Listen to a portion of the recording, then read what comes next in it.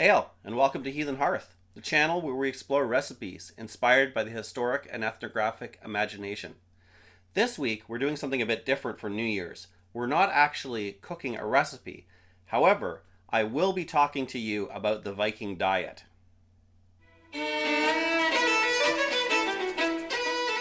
Nutritional advice is often laid out in simple diagrams so the people understand it. This image may be familiar to you. It's what's often called the Mediterranean diet, and it is what the Canadian government, as well as the US government, and a number of other governments around the world have as the bedrock for their nutritional advice. You'll see there's a lot of carbohydrates on the bottom level, then you have fruits and vegetables up to meat, and then the extras like oils and sugars, etc. There are other pyramids, however, as well. So this pyramid that's up here is the Okinawan diet, and this is a modification. It's just another food pyramid. However, you'll notice that the proportions are different, and also too, in small letters on the right side, you'll notice at the bottom they suggest these things are eaten daily, whereas the things at the very top of the pyramid, they are optional or only eaten weekly. And this is an elaboration on the Mediterranean diet that some nutritionists feel is more healthy. Then there are fad diets that some, in fact, may be familiar to you. This food pyramid is the Paleo Diet. And so there's a number of items that are forbidden. Those are along the bottoms, and those are things that are high in carbohydrates or sugars or arose in the diets of humanity essentially after the Neolithic Revolution. One thing about all of these diets that they have in common, though, is that nutritionists really talk about the proportions of different kinds of foods that you have. Everyone recognizes that people gain weight because of having too many calories and not enough exercise. However, there's a lot of other health components that go into the ease of following calorie rules, also to your own personal metabolisms. And so one of the theories here is that if you pick a population that's extremely healthy, like the Mediterranean population or the Okinawan population, their diet can be used as a model. Another theory is you pick a healthy population in the past, historically, and that's where you have the Paleo diet. The concept is that if your body matches the food style, then you are eating optimally. Now, this is actually all those diets, whether it be the Mediterranean, the Okinawan, or the Paleo diet, they all have as the same basis this logic, and it's the logic that ancestral foodways are best. And as anthropologists and nutritionists have studied various different peoples around the world or done research on historic eating habits, what they've found is that nutrition, foodways of ancient peoples or a lot of ethnographic populations are optimal for those populations. So here, this book is an excellent one. It's from the 1970s, and it sort of launched this this concept. Originally, there had been a bit of food research already done on the Mediterranean diet, but then anthropologists started to explore different types of diets from people around the world. Oh, and incidentally, all the books I'm going to be mentioning, they'll be in the description for this video, and you can purchase them through the link there. If you do, some of the proceeds go to this channel and help support it. There's also a professor from Ottawa who recently wrote this book, What Our Ancestors Ate and Why It Matters Today. And really, he focused on Vietnam because that's where his ancestors were from. And so the concept is that you think of where your ancestors were from or part of your ancestry, and then you pick the most basic cuisine and healthiest foodway of that region. This type of eating is actually a way to decolonize yourself from industrialization, industrialized food. This could be for anyone. This book here expresses the concept very specifically for First Nations people, in this case, Mexica. And so the act of changing your diet to an ancestral diet is actually rejection of being colonized. However, peoples around the world have been all colonized differently. Even European populations have been colonized. They've been colonized in the past by, religiously, they've been colonized by power structures and class systems. And so, one of the ways to get around the problems of industrial food, etc., is to decolonize your diet. Now, for myself, I don't have any First Nations ancestry. However, my mother is from Denmark and my father's people are mainly from the United Kingdom.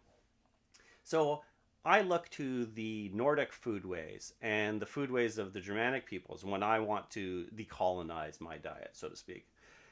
This book is an excellent one. It has folkloric recipes from around the Nordic region by Magnus Nilsson. And Magnus Nilsson is actually also too a leader in the new Nordic cuisine, which is extremely popular right now in haute cuisine. It's essentially saying Scandinavian food is hip and popular.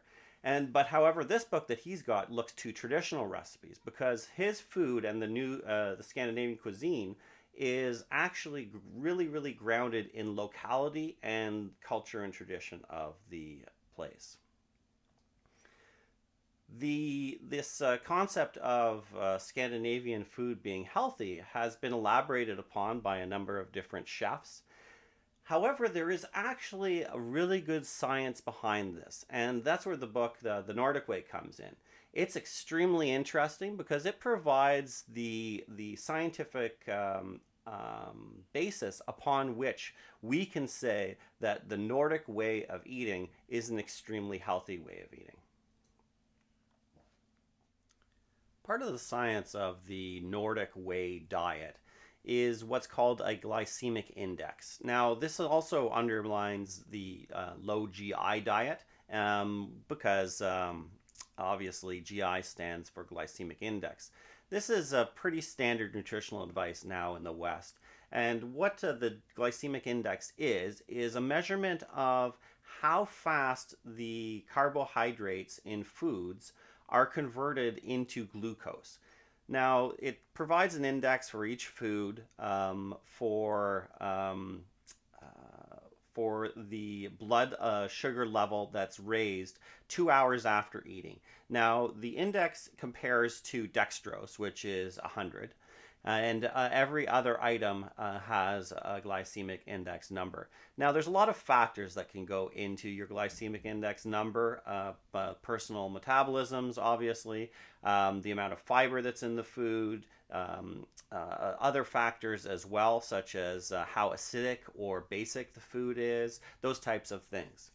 But what the basic idea is that the lower the glycemic index is, the longer you will feel full, the more satiated you will be from the food, and therefore less hungry, less likely to overconsume calories. Now, the Nordic Way diet is underpinned by this study here that I have up on the slide. It's called, I think it's called the DIOGENES study, but it could be the DIOGENES study. I'm not sure how it's pronounced. I've only ever read it. This study was massive. It was a massive nutritional study. And what it did was it compared carbohydrates versus protein in different diets and the ratio of those two types of things. The study had a sample of 938 overweight adults as well as the 827 children in those families, and they tested 5 different ratios of carbohydrate to protein, and it even covered 9 different countries. So there are a lot of different cuisines used, however they used just the same ratio of carbohydrates to proteins. What they found in the study, that the very best ratio of carbohydrates to protein was having a high protein diet and having low GI carbohydrates. Now, this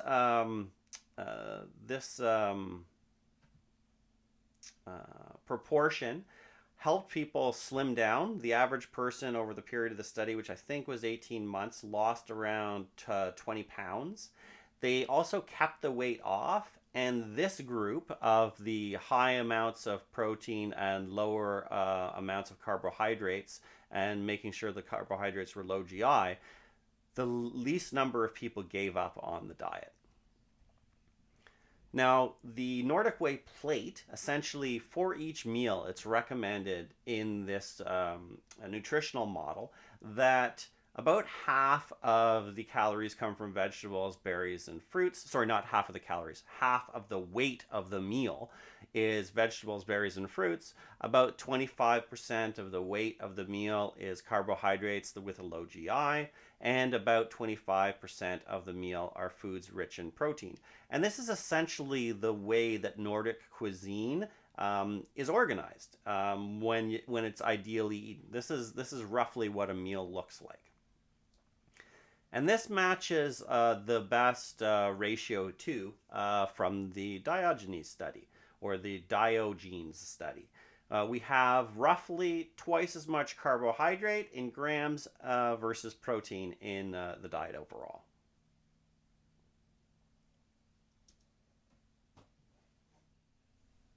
Herds know the hour of their going home, and turn them again from the grass, but never is found a foolish man who knows the measure of his maw. A greedy man, if he be not mindful, eats to his own life's hurt. Oft the belly of the fool will bring him to scorn when he seeks the circle of the wise. Those two stanzas were from the Havamal, which were written around the 1300s in Iceland, and they were supposed to express the wisdom of Lord Odin and to talk about what it was like to live in the Viking Age. I've also done a lot of reading about the Viking Age and imagined what life was like then. I've specifically read on foodways, cuisines, and the ways that people related to food in Scandinavia, but also other Germanic territories such as Anglo-Saxon England and on the continent as well. And I'm going to provide a few extensions to the modern advice on the Nordic Way diet to talk about the ancient diet. Also, we could term this perhaps the Viking diet. Now, for the Viking diet, there were roughly 2 large meals a day, it seems. Today, of course, we have 3 large meals a day. There were, of course, small snacks in between the meals. Also, too, there was whole grain that was eaten. Now, certain classes of society would have had more access to refined grains, but generally speaking, people ate barley, rye, oats, and older forms of wheat, not modern varieties of wheat, and that's very important. Also, too, we have the phrase, an apple a day keeps the doctor away. The concept and idea that certain types of vegetable foods were health-giving was common, and apples and other tree fruit were seen as being beneficial. We have a lot of fish in the Viking diet, in particular cold water fish and fish with a high fat content. We have in the myths salmon mentioned quite often, and at archaeological digs, herring was a very important foodstuff. Berries also important. We have a wide number of berries that could be eaten, and of course these are very healthy. They're extremely full of antioxidants, as we know today. Then we have the category of foods that are almost magical in their life-giving force and properties, and those are laukas. And this is the Proto-German word for the onion and garlic family of foods. And these were added into many different types of dishes. Today, a lot of European cuisine is based on first taking an onion or a member of this family and frying it in some fat in order to add flavor to a meal. Raw honey was basically the only sweetener that could be added to foods. They had access to sprouting grains and making malt, etc., but that wasn't usually concentrated. Honey was the sweetest flavor. And of course, they would have had raw honey, not pasteurized honey. Then there's also the concept of a living food or drink. And when I speak of living, what I mean is fermented. At the time, fermentation was seen as a spontaneous process. It's almost like the thing could boil itself. And these were very magical and mystical. But as we know today, their living foods are full of probiotics and are extremely good for you. This isn't exactly related to food itself, but hygge, which is essentially the concept of coziness and feeling good. This is something to strive for in how you are eating. And then, of course, feast days. You have to throw all the rules out the window on feast days, because on feast days, it's not a day for moderation, right? All the rest of the days and diet days are for moderation. However, on feast days, you throw that all out the window. Now, things that are scornful. These are things to try to avoid. One is eating food after your last meal of the day. So this could be a separate later dessert course. It could be snacking throughout the evening before bedtime, that type of activity. Also, too, you shouldn't let yourself get ravenous before a meal. Otherwise, you will overfill yourself and not be able to eat slow enough. So that means having smaller, healthier snacks between meals. When you eat, you should not eat until you have the sense of the food coma. One should be able to be moderately active after a meal. Only on feast days should you become feeling like you may have a food coma. And this was also identified in other parts of the Havamal. You have to be ready for action at all times and points in your life. Modern grains are not as good for you as ancient grains. And this is because they have been bred not for flavor and not for nutrition for the most part, but they have been bred so that they can fit into the industrial food system. And so by going back to the older styles of grains, which is a foundational for our diets, we can get to healthier foodstuffs. Now, things were fried in the Viking Age, but they were shallow fried, not deep fried. It's extremely hard to get that much fat in order to do deep frying, and an extremely expensive way of cooking when you consider other types of cooking methods. There were no caffeinated beverages during the Viking Age that were known to be drunk in those regions. Mentioned fruit earlier. Juice was used during the Viking Age, and it was usually fermented into a beverage. However, plain juice that is unfermented was very uncommon. Usually it was the entire fruit that was eaten. Juice is a way of easily increasing the number of calories and telling yourself that you're getting a vegetable serving when in fact you're getting almost no fiber with that serving. It just doesn't fill you up. It adds calories. Scornful is store-bought alcohol. When alcohol was used during the Viking Age, something that was very common was that ales would be specifically brewed for specific events or time periods. So when it was produced, alcohol was not a commodity. It was integrated into the food system of the people. And in order to do that today, what you need to do is not buy store-bought alcohol. Also, too, this allows you to have unpasteurized alcohol, an alcohol that still has living bacteria and yeasts in it. Something that surprises a lot of people is that during the Viking Age, drunkenness was looked down upon. It was, of course, something that happened, just as it happens today. However, to lose your wits to alcohol was not considered to be a good thing, and we know now today that it's not healthy either. Refined sugar. This is something that is almost in every processed food that we have nowadays. However, refined sugar was something that did not exist during the Viking Age. It becomes easy to have all homemade food or good food if you just eliminate refined sugar from your diet. Now, also too, during the Viking Age, things that were distilled were not generally part of the diet. There was, of course, salt that was sometimes produced through distillation. Alcohol, though, however, wasn't commonly distilled. That was a little bit later in the early Middle Ages when that became popular.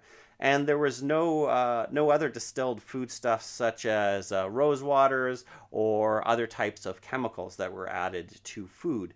Nowadays, all of the items that are so-called chemical additives, monosodium glutamate, lots of different chemical additives, these things could be considered to be distilled or refined through that type of process. So if you eliminate those types of items from your diet as well, to go back to the type of food that would have been eaten during the Viking Age, you eliminate a lot of unhealthy foods as well.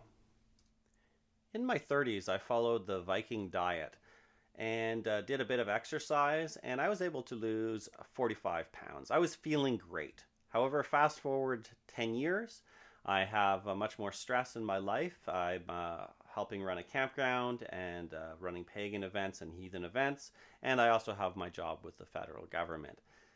On top of that, around 2 years ago, I started to get sick with a strange sort of immune related disorder. It affected my mood. It also affected my ability to do exercise. I essentially haven't done any exercise in the last year and a half. So in order to get healthy, I'm going to have to focus on my diet.